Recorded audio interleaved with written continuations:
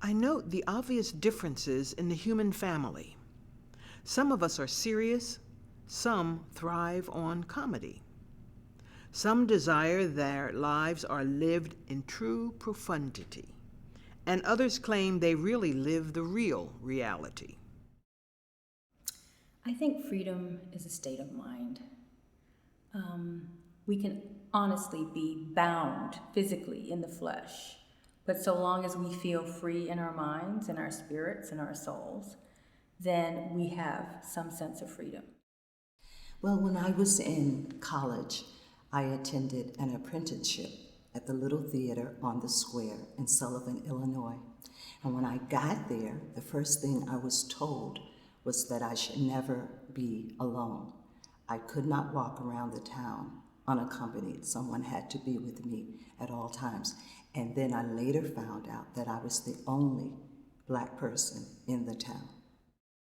The first time that I personally felt free was 2 years ago. I traveled to New Zealand, and that was the first time that I wasn't confined by a car or a cell phone because they didn't work over there, and I didn't know how to drive on the opposite side of the road. So that was the first time I felt truly free, because I think that things that hold us down in life that sometimes we think are making us free are actually the things that are taking away our freedom. The first time that I felt free was when I fell in love with my husband. It was over 20 years ago. I was traveling in Panama, and he was also traveling in Panama. And after about 3 days of being together, we realized that we were totally and completely in love. I think my very first memory of being free was when I was a little girl. And I remember it was one of those moments where I knew at that moment how free I was, and that it wasn't going to last. And it was just this neat moment. Freedom to me means that you have the choice to do what you want with the responsibility and the actions that you choose to do. So my parents didn't really have the choice a lot because they grew up in Chile and there was a dictator. And when they came and escaped here, they had a million choices to make with a lot of struggle. So I'm grateful for all of their choices they made, along with all the struggles that they've gone through and all the struggles that I need to go through. The variety of our skin tones can confuse, bemuse, delight. Brown and pink and beige and purple, tan and blue and white. I've sailed upon the 7 seas and stopped in every land. I've seen the wonders of the world, not yet one common man. One of the first times I felt free was when I think I was somewhere between 3 and 4 years old. And I remember drawing with crayon on the wall.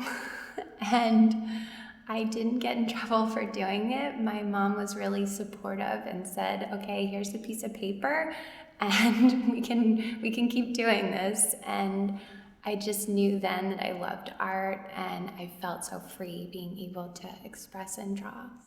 My mother often tells us a story about how she struggled with freedom.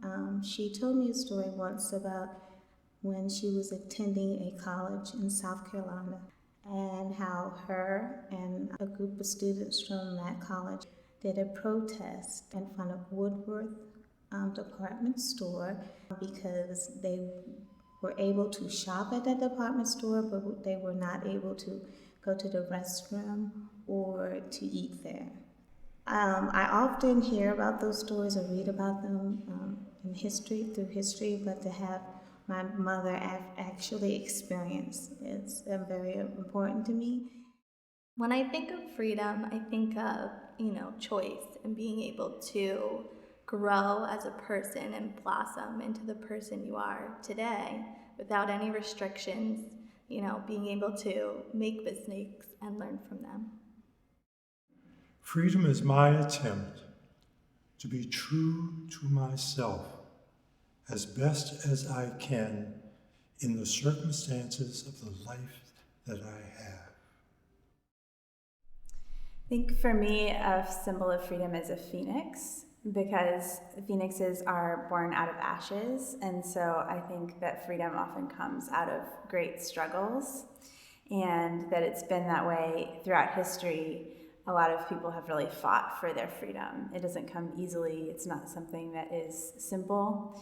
And I think it's been that way in my life too, that when I've gone through struggles, I've learned that they don't define me, and that's made me more free as a person to experience life. I first felt a lot of freedom when I was about 13 years old and I had access to the internet for the first time. I grew up in Dominican Republic in a really small town, and just kind of seeing worldwide cultures, all this information, and me realizing how many kinds of lifestyles and different religions and traditions, and how all across the world, depending on where you went, it was different, kind of opened up my mind to what freedom could be, and that I could have access to all of these things. Freedom to me is being present in the moment, to be able to see and hear everything that's around you. I know 10,000 women called Jane and Mary Jane, but I've not seen any two who really were the same. Mirror twins are different, although their features jibe, and lovers think quite different thoughts while lying side by side. So I have this reoccurring dream, and it's been since I was a little girl, probably around 6 years old, as far back as I can remember. But I am in my community. It's a planned community, and I start walking down in a very quick pace. At first, it's just a leisurely walk, and then I start quickening my pace. And as I'm walking down the sidewalk, I just start taking off into flight.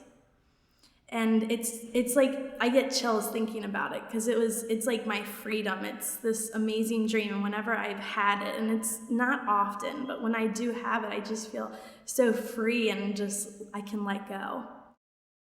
Freedom really means process to me. I think of it in terms of process. I'm an artist, and I'm a collaborative artist. I work with lots of other people. So freedom is a way of understanding, is a way of sharing ideas and projects with other people. It's really freed me to understand art on a more personal level when you work with people. And so I feel very fortunate to have this opportunity to do that, because I learned something from everyone I work with, and so do they. For me, freedom is self-determination. For people, for groups of people, for nations, freedom is very costly. Freedom is not free in my eye. People died, bled, were imprisoned for this thing that we call freedom in America, something that we all really take for granted. I think for peoples in the world, it's this quest, it's this lifelong quest. A story about freedom for me is that I remember, and I always attach it with freedom, is I growing up like in a war country, and my mom was pregnant with my little sister, and my dad is like, oh, they're getting close. Once they get here, we're gonna be free.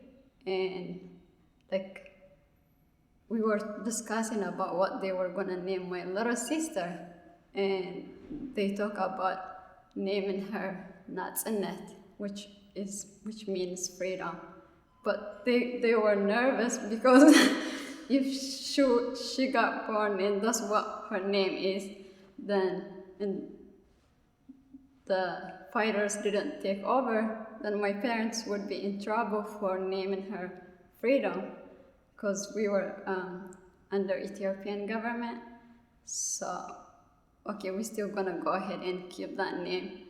So finally, the day that she was born, still they were there, we knew, but my parents regardless named her Freedom, and we were free, like just after a few months after that. We love and lose in China. We weep on England's moors, and laugh and moan in Guinea, and thrive on Spanish shores. We seek success in Finland, are born and die in Maine. In minor ways we differ. In major, we're the same. I note the obvious differences between each sort and type, but we are more alike, my friends, than we are unalike. We are more alike, my friends, than we are unalike. We are more alike, my friends, than we are unalike.